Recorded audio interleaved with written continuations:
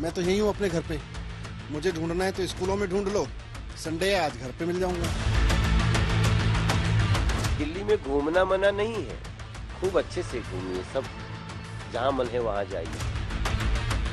हत्यारों को lookout notice जारी नहीं होती, आतंकवादियों को लुकआउट नोटिस जारी नहीं होती, लाखों करोड़ के लुटेरों को लुकआउट नोटिस जारी नहीं होती। भारत की जनता कह रही है आप नहीं पाप है। दिल्ली में जो सियासत आबकारी नीति में घोटाले पर छिड़ी, सीबीआई की छापों के साथ वो आगे बढ़ी। अब सियासी आरोपों में नया रंग आ गया है। पूरा मुद्दा लुकआउट नोटिस पर गरमा गया है।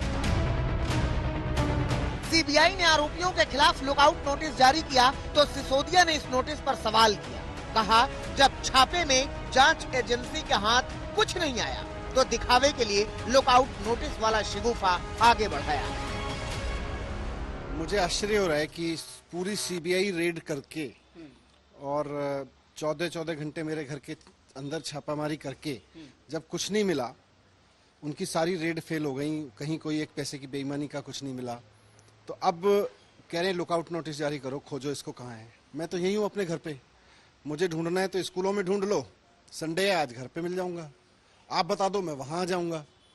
लेकिन मैं इसको बहुत छोटी सोच के रूप में देख रहा हूँ। पूरे दिन मोदी जी यही सोचते रहते हैं सुबह से बैठ के शाम तक कि सीबीआई को किसके घर भेजूं, सीबीआई से किसको नोटिस दिलाऊं, ईडी से किसको नोटिस दिलाऊं। लुकआउट नोटिस के बाद सिसोदिया यूं भड़के कि पीएम मोदी का पुराना वीडियो ट्वीट कर दिया। मोदी के पुराने बयान के आधार पर सीबीआई की कार्रवाई पर सवाल उठा दिया।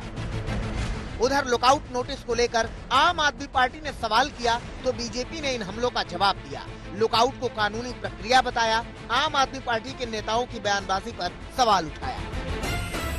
ये एक नेचुरल प्रोसीजर है जो कि किसी बड़े अपराध में ऐसा किया जाता है। इसमें इतना घबराने की जरूरत नहीं है जितना मनीष सिसोदिया जी और अरविंद केजरीवाल जी का जो गैंग है वो जितना घबराहट दिखा रहा है, उतना घबराने की आवश्यकता नहीं है।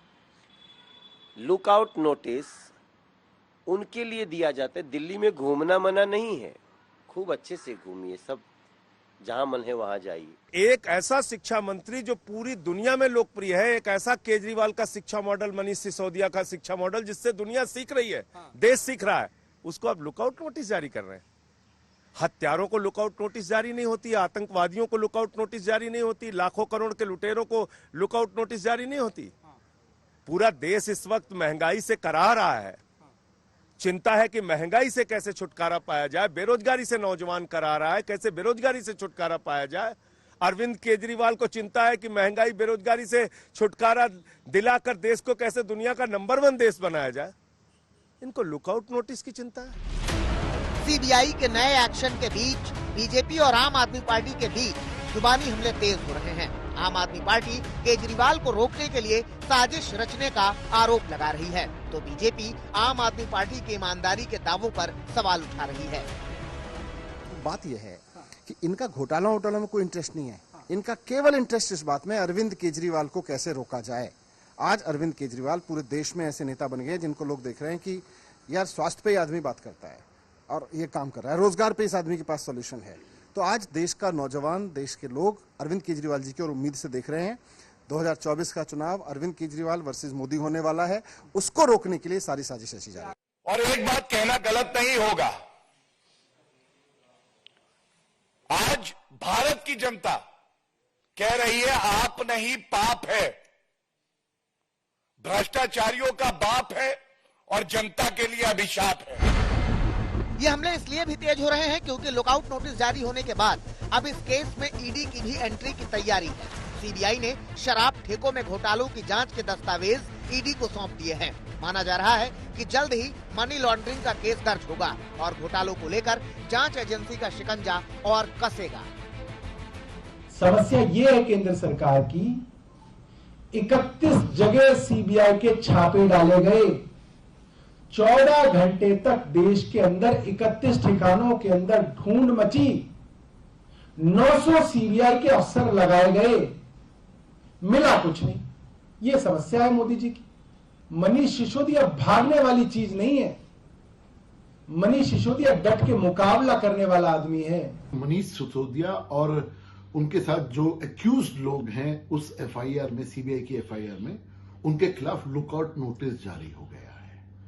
लेकिन जिस प्रकार से आम आदमी पार्टी के लोग और प्रवक्ता उसको राजनीतिक रंग देने की कोशिश कर रहे हैं, वो सरासर गलत है। हमारा मानना ये है कि ये कानूनी, सामान्य कानूनी प्रक्रिया है और ये कोई पहली बार नहीं हो रहा है। सीबीआई जिसके खिलाफ कभी कोई इंक्वायरी करती है और उनको लगता है कि तुरंत उसकी गिरफ्तारी होने वाली है या कर सकती है सीबीआई, तो उसके खिलाफ लुकआउट नोटिस जारी होता है। शराब नीति की जांच के आदेश के बाद से ही दिल्ली में सियासी जंग छिड़ी है।